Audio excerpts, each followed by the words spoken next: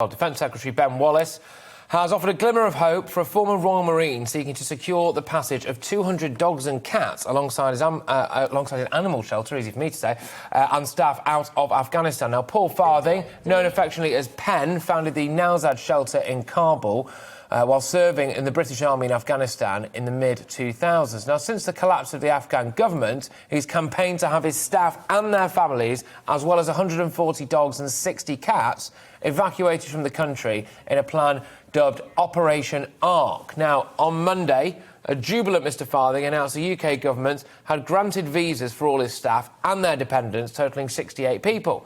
But the evacuation of the shelter's animals has remained a sticking point. So, for the latest on all of this, we are joined by wildlife campaigner Dominic Dyer. Thank you very much, Dominic, for joining us. What's the very latest on this, then, from Pen? Is Operation Ark go? Operation Ark's a go. You know, the minister I've just been talking with on Good Morning Britain confirmed that all the flights and issues that we've been trying to deal with have been approved, so we can actually get into Afghanistan and rescue Pen, his staff and his people. But the question here, of course, is how does Pen actually get into the airport? Now, that's a very difficult situation, as you know, for everyone in Afghanistan at the moment. The concern we have all the way through this campaign is there's been a huge amount of public support for getting Pen, his team and dependents out, and of course the animals. But also there are lots of people's lives at risk. And people will say to us, is this group of individuals any more important than any others? I can't tell you that. All I can say is that, you know, from my perspective, I think they have unique skills and talents and abilities to work in veterinary nursing and vets and animal care. That means that those skills could be best put to use in Britain and not left to the hands of the Taliban, where they'll never work again. And I think there's a huge area of interest and compassion in getting these people into Britain and allowing them to have good, fulfilling lives and not to live under the threats of this Islamic terror regime, effectively. And that's really what we're talking about here. And what I'm distressed about to a degree is that certain politicians keep playing this pets before people's line when they know that's absolute nonsense, because we are actually hiring an aircraft and spending over £500,000 doing that. We're bringing that aircraft in to rescue people. This is a humanitarian aid mission. There'll be more seats on the aeroplane, and if we can bring in more refugees as a result, we will do that.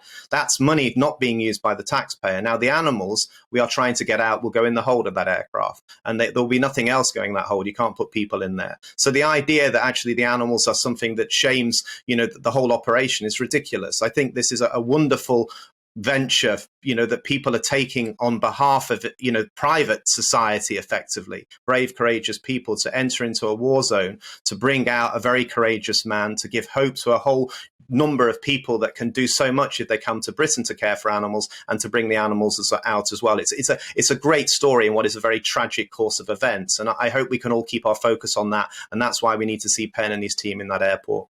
Sure. Dominic, I understand the point you're making about space, that they won't be necessarily taking up the space of a human.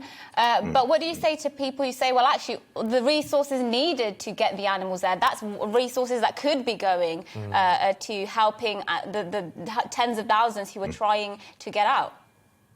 Well, you know, let's be clear about it. There are going to be thousands and thousands of people that are not going to get out of Afghanistan. OK, and there's lots of groups who'll be lobbying to get their people out in one shape or form. I'm not saying that we're different. We're campaigning for this group because we focused on them. We understand who they are. We know them. And we want to bring them here. That's our key focus. I can't take decisions about how you prioritize such issues. These are life and death issues, and it's a terrible decision-making process that any leader politically or the military on the ground are taking at the moment. And I do feel great sympathy for that. But equally, I do feel these people have a good future in this country. There's a huge amount of financial support to bring them here.